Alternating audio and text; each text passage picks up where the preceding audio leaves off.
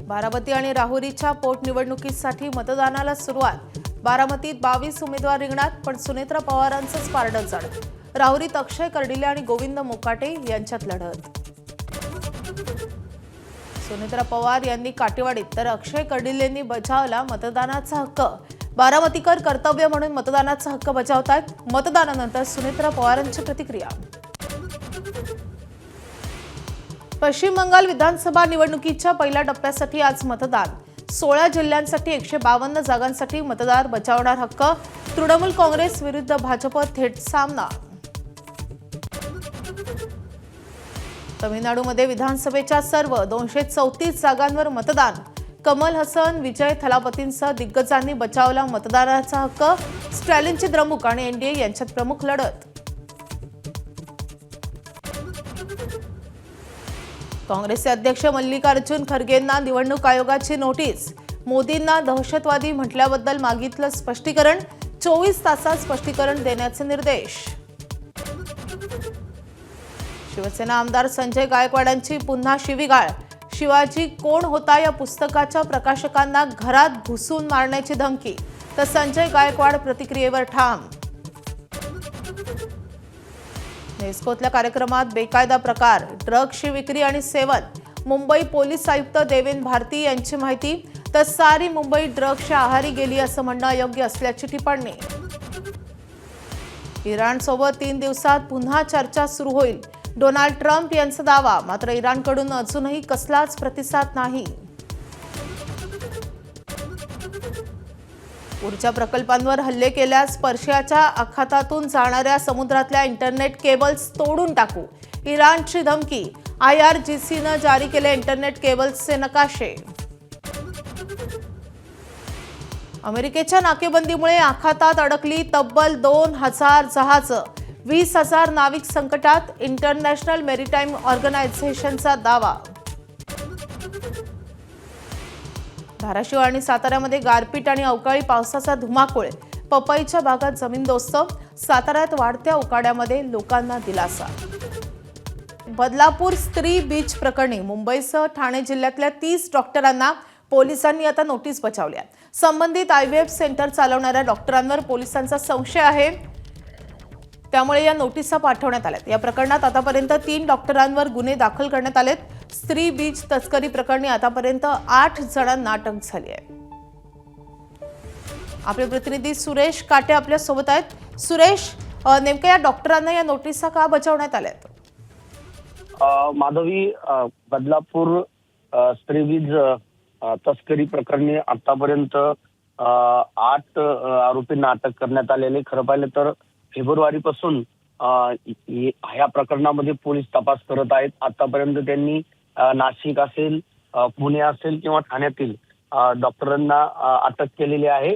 तर आता पोलिसांना एक संशय आहे की IVF सेंटर चालवणारे मुंबईसह ठाणे जिल्ह्यातील जवळपास 30 डॉक्टर आहेत। या 30 डॉक्टरांवरती पोलिसांचा संशय आहे की ज्या ठिकाणी स्त्रीबीज रोपण केलं जातं या ठिकाणी या डॉक्टरांवरती पोलिसांचा संशय आहे की या डॉक्टरांनी या तस्करामध्ये यांचा सहभाग आहे का, अशा पद्धतीचा पोलिसांनी संशय व्यक्त केल्यामुळे जवळपास 30 डॉक्टरांना बदलापूर पोलिसांनी नोटिसा धाडलेल्या आहेत आणि त्याबाबत त्यांना कारणे देखील देण्यासाठी ही नोटीस बजावण्यात आलेली आहे।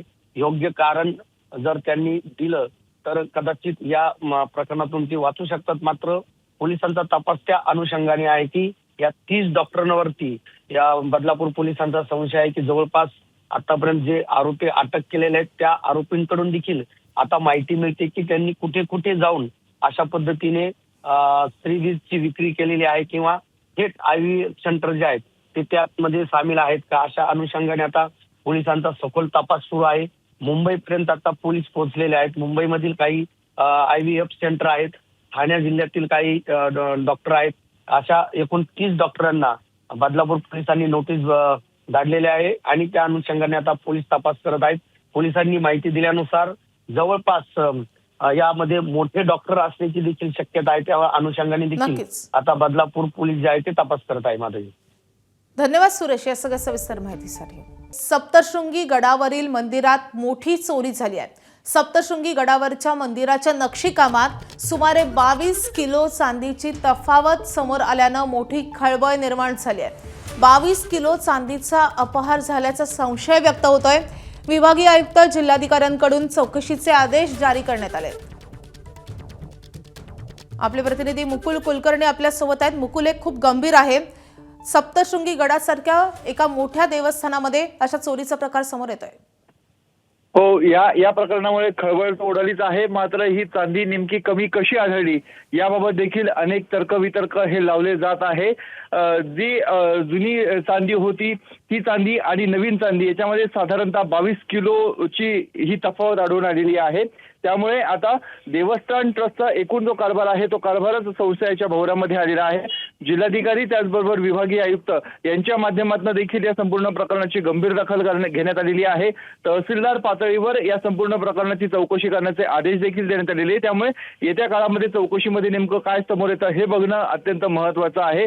गेल्याच काही दिवसापूर्वी सप्तशृंगी देवस्थान ट्रस्टचे काही विश्वस्तांमध्ये देखील उलटफेर झालेली आहे. नवीन विश्वस्त नेमण्याची देखील हालचाली करण्यात आलेल्या होत्या. त्यामुळे संपूर्ण या प्रकरणाची आता गंभीरतेने चौकशी केली जाणार आहे. नक्कीच या चौकशीमध्ये नेमकं काय समोर येतं हे पाहणं तितकंच महत्त्वाचं असणार आहे. मुकुल, अपडेट घेत राहू. सध्या धन्यवाद या सगळ्या सविस्तर माहितीसाठी. शिवसेनेचे आमदार संजय गायकवाडांची पुन्हा शिवीगाळ पाहायला मिळतेय. शिवाजी कोण होता या पुस्तकाच्या प्रकाशकांना त्यांनी शिवीगाळ केली आहे. फोन करून संजय गायकवाडांनी जीवे मारण्याची धमकी दिली आहे. घरात घुसून मारेन, चिरडून टाकेन, जीभ छाटेन अशी धमकी त्यांनी दिली आहे. पुस्तकाचे प्रकाशक प्रशांत आंबी यांना गायकवाड यांनी फोनवरून ही धमकी दिली आहे. व्हायरल झालेली फोनची ऑडिओ क्लिप माझीच आहे असंही गायकवाडांनी म्हटलंय.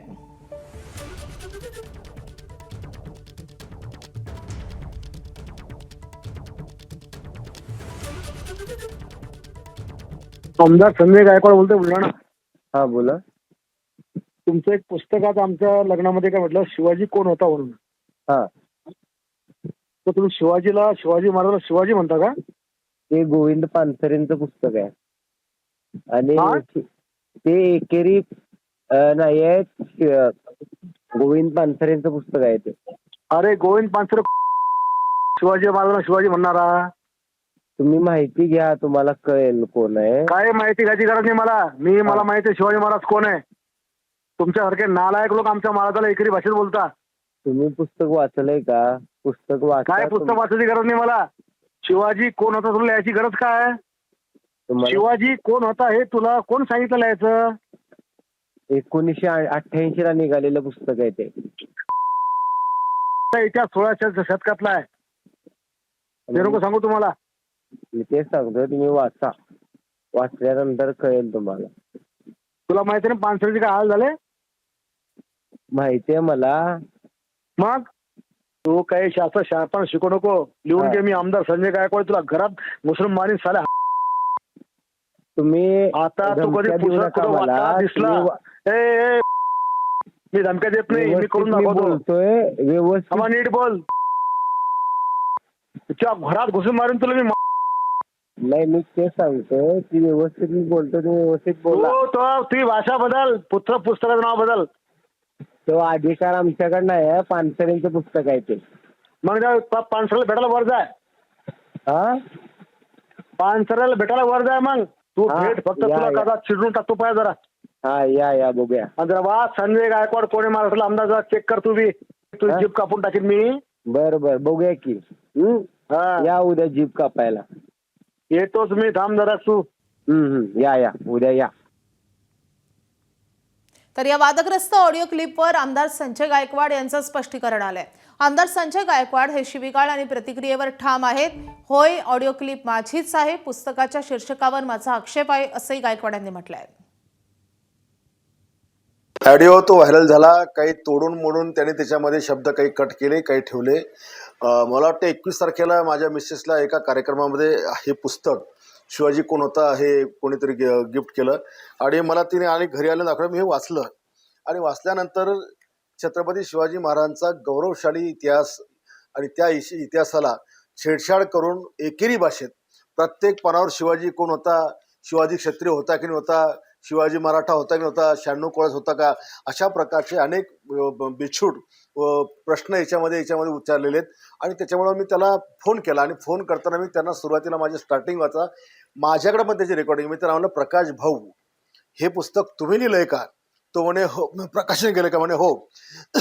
आणि मग म्हटलं तुम्ही छत्रपती शिवाजी महाराजांना शिवाजी कोण होता एकरी भाषेत का लिहिलं?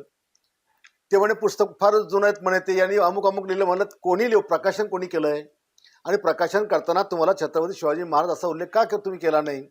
तर जी वारंवार छत्रपती शिवाजी महाराजांची महाराष्ट्रामध्ये विटंबना केली जाते, त्यांचा अपमान केला जातो, हे आपल्याला सहन होत नाही. आणि मग बोलता बोलता तो म्हणे मी ब्राह्मण आहे म्हणून तुम्हाला असं बोलतं का? म्हटलं मी तुला बोललोय का तू कुठल्या जातीचा आहे? ब्राह्मण आहेस का तू? ब्राह्मण आहेस का? मी असं तुला विचारलं का म्हटलं? आणि मग तो म्हणे गोविंद पानसरे. म्हटलं मला काय घ्या ना गोविंद पानसरेची, ते वर गेलेत, जा तिकडे तू. तर हे या पद्धतीनं त्यांनी जी मुजुरी ठेवली, मी त्याला विचारत असताना तो जो सारखा मला डिसवत होता आणि त्याच्यामुळे त्याला मी शिव्या हासड्या, त्याला मी जीभ हासडायची जी काही भाषा वापरली, 100% अशा माणसाची जीभ हासडलीच पाहिजे.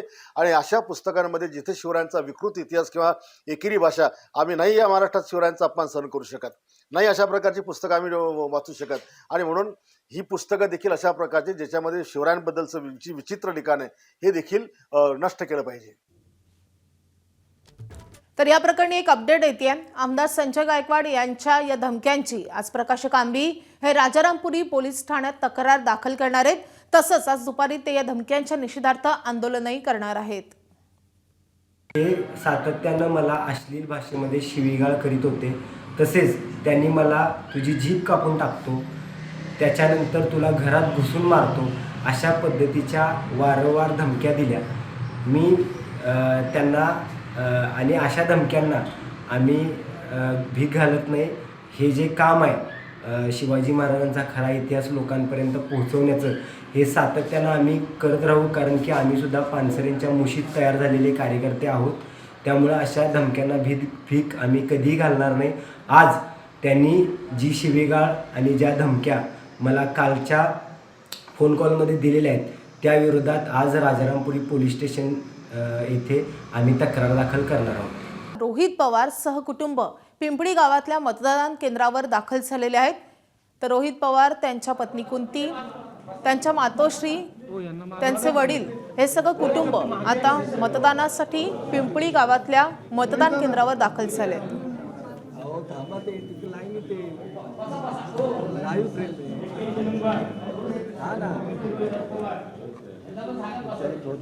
तर या पोटनिवडणुकीसाठी रोहित पवारांनी प्रचाराच्या मैदानात उतरून सुनेत्रा पवारांना पाठिंबा देण्यासाठी आवाहन केलेलं होतं. बारामती ठिकठिकाणी ते प्रचार करताना दिसलेले होते. आणि आज रोहित पवार मतदानाचा हक्क बजावतात सहकुटुंब ते मतदान केंद्रावर दाखल झालेत.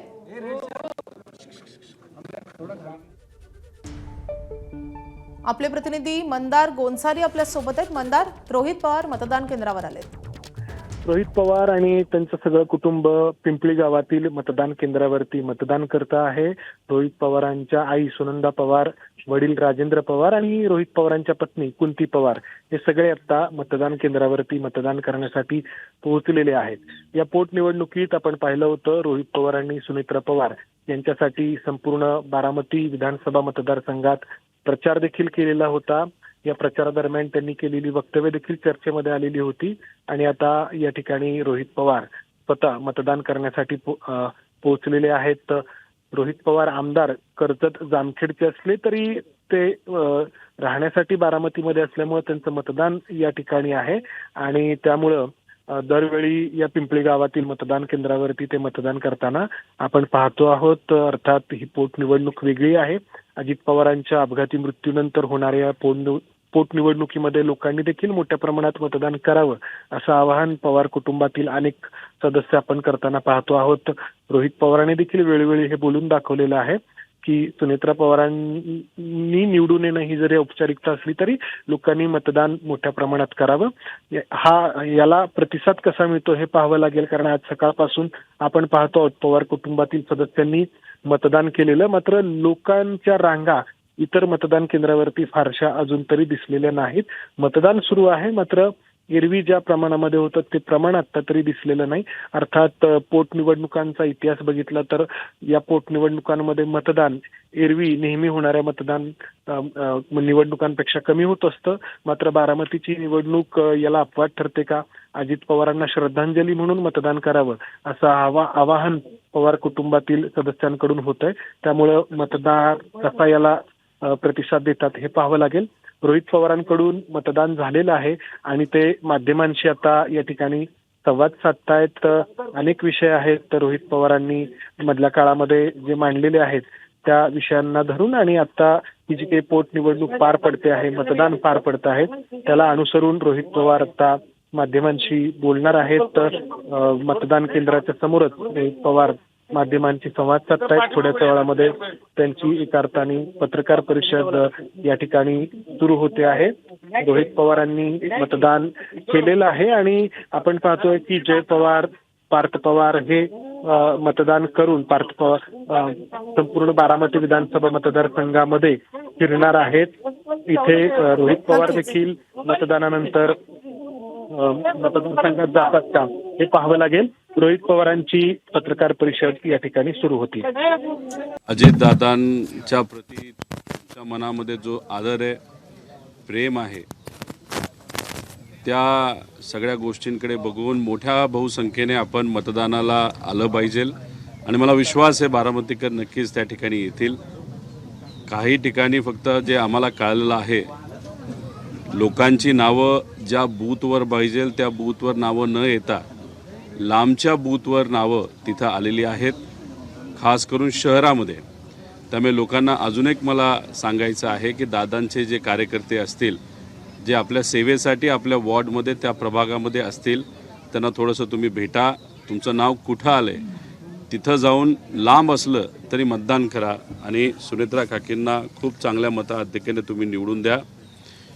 काही प्रमाणात आत्तापर्यंत झालेलं मतदान हे नक्कीच चांगलं आहे, पण काही जे हातावर पोट असणारे लोक असतात, जे शेतामध्ये काम करतात, कष्टकरी असतात, संध्याकाळच्या वेळेस ते सुद्धा मोठ्या बहुसंख्येने मतदानाला येतील. मी सर्व व्यापाऱ्यांचे आभार व्यक्त करतो की बारामती शहरामध्ये व्यापारी संघटनेने एक चांगला निर्णय घेतलेला आहे. 11पर्यंत आम्ही दुकानं उघडणार नाही आणि त्यांच्या दुकानात काम करणारा जो कुणी कामगार असेल, व्यक्ती असेल, त्यांनी आल्यानंतर मतदान झालं आहे का हे दाखवायचं, मगच कामाला तिथं सुरुवात करायची. कुठं ना कुठेतरी एक तर लोकशाहीलासुद्धा बळकटीकरण मिळतं आहे आणि मतदानालासुद्धा बारामतीमध्ये नक्कीच त्या ठिकाणी मदत होते. दादा, खरं तर अजितदादांच्या पश्चात जे मतदान होत आहे, काय आपल्या आठवणी सांगाल दादांच्याबद्दल? नाही, दादांबद्दल अनेक आठवणी आहेत. मला दादांसाठी आणि साहेबांसाठी जो प्रचार लहान असताना आम्ही करायचो, आई बाबा आणि पवार परिवारातले सर्वच लोक आणि बारामतीकर, कधीकधी सायकल रॅलीमध्ये सुद्धा मी सहभाग घेतला आहे. लोकात जायचो. ठीक आहे, लहान असताना कधी भाषण तिथं करत नव्हतो, पण मग आईवडिलांबरोबर जिथं जाता येईल तिथं जात होतो, प्रचार तिथं करत होतो. त्यामुळे ह्या सगळ्या आठवणी आहेत. आणि दादा ज्या पद्धतीने सांगायचे की दादा तसे परखड असायचे, बोलायला कडक, मनातून एकदम मवाळ, कधीकधी टोमणा मारायचे आणि खास करून नेहमी जेव्हा केव्हा मला ते बोलायचे, हां चिरंजीव काय चाललंय आता, अशा पद्धतीने ते बोलत असायचे. सगळ्या ह्या गोष्टी कुठं ना कुठंतरी आम्ही मिस करतो. आणि मग अधिवेशनामध्ये म्हणजे आत बसलं असताना सुद्धा लक्ष असायचं, बटन कसं घालतोय, केस वाढलेत आणि बोलतोय कसा. तर ह्या सगळ्या ज्या गोष्टी आहेत ते कुठं ना कुठंतरी आम्ही सर्वजण मिस करतोय. आणि परिवार तर आहेच, पण बारामतीकरसुद्धा दादांची काम करण्याची स्टाईल, लगेचच्या लगेच निर्णय घेण्याची क्षमता, फोन केला तर काम होणारच आणि होणार असेल तर हो आणि नसेल होणार तर नाही. ह्या सगळ्या आठवणी ह्या शेवटी आपल्याला येत असतात. आणि आता फक्त हातामध्ये एवढंच आहे की ज्या कुठल्या चांगल्या आठवणी असतील त्या मनामध्ये ठेवायचं आणि ज्या पद्धतीने ते काम करत होते तशाच पद्धतीने याच्या पुढं काम करण्याचा प्रयत्न करायचा, एवढं मात्र आम्ही सर्वांनी ठरवलेलं आहे. दादा, जयदादांना आता विचारलं तर त्यांचं म्हणणं होतं की 2029ला म्हणजे जयदादा बारामतीतून उमेदवार असतील तर त्यांचं म्हणणं होतं की कार्यकर्त्यांची जी इच्छा असेल तर त्यानुसार नाही, शेवटी कार्यकर्ते आणि पक्षाची जी इच्छा असते आणि पक्ष जो निर्णय घेतो तो तिथं ऐकावं लागतं. त्यामुळे त्यांचा पक्ष वेगळा आहे, त्यांच्या पक्षाने जो कुठला निर्णय त्यावेळेस तिथं घेतला जाईल, म्हणजे काकी जर निवडणुकीला त्यावेळेस उभं राहणार नसतील आणि जे उभं राहणार असेल, शेवटी त्यावेळेस जी लढाई होईल 2029ला ती तशी बघितली तर सर्व पक्षीय ती लढाई त्या ठिकाणी होऊ शकते. हे बघा, आता अजितदादांच्या वेळेस सुद्धा पवार विरुद्ध पवार झालेलंच आहे, लोकसभेला सुद्धा पवार विरुद्ध पवार झालेलंच आहे. त्यामुळे उद्या जाऊन पवार विरुद्ध पवार होण्याची शक्यता ही आपल्याला नाकारता येणार नाही. लोकांची इच्छा आहे, लोकांचं मत आहे. जी शेवट दादांची इच्छा होते की पवार परिवार एकत्रित आला पाहिजे, परिवार म्हणून एकत्रित आला पाहिजे. हे किती खरं असलं तर राजकीय दृष्टिकोनातून निर्णय घेत असताना कधी चांगल्या गोष्टी होण्यासाठी काही कडक निर्णय घ्यावे लागतात, काही गोष्टींचा त्याग द्यावा लागतो. आता जर उद्या जाऊन परिवाराला एकत्रित यावं लागेल, आम्ही तर विरोधात आहोत, पण सत्तेतून काही लोकांना बाहेर येणं म्हणजे एक पक्षाला आमदारांकडे बघून आणि त्यांच्या सर्व कार्यकर्त्यांकडे बघून तो तसा सोपा निर्णय नाही. दादा म्हणजे यालाच मुद्दा असा आहे, ज्या दादाची इच्छा होती दोन्ही राष्ट्रांनी एकत्र 29ला तशी परिस्थिती निर्माण झाली, पण ती परिस्थिती बघून मग आता दावा ठोकला जातोय कशाचा? जयदादांकडनं की बारामती जागा आमच्याकडे राहावी असं काही आहे का? नाही, आता त्यांचा पक्षच वेगळा आहे ना. आता दादांच्या वेळेस पण पवार विरुद्ध पवार झालं. किती मनामध्ये इच्छा नसेल, पक्ष वेगळे राहतीलच, कारण का आम्ही विरोधात आहोत. आणि उद्या जाऊन मग तिथं जय उभा राहिला, इथून युगेंद्र तिथं असू शकतं. त्यामुळे ह्या अनुषंगाने पवार विरुद्ध पवार हे बारामतीमध्ये किती लोकांची इच्छा नसली तरी होऊ शकतं. आणि शेवटी झालं असं आहे की पवार विरुद्ध पवार व्हावं ही लोकांची इच्छा नाही आहे, पण जे पवारांकडे बघत असताना चांगल्या दृष्टिकोनातून बघत नाही, पवार परिवाराचं लेगेसी त्यांनी केलेलं जे काही काम आहे, पवार साहेब दादांनी जे काही वलय उभं केलेलं लोकांना सेवा करून हे संपवावं असं अनेक राज्यकर्त्यांची तिथं इच्छा आहे. त्यामुळे त्यांना नक्कीच वाटेल पवार विरुद्ध पवार झालं पाहिजे, पण लोकांना हे वाटत नाही. ह्या दोन गोष्टीमधला हा फरक आहे.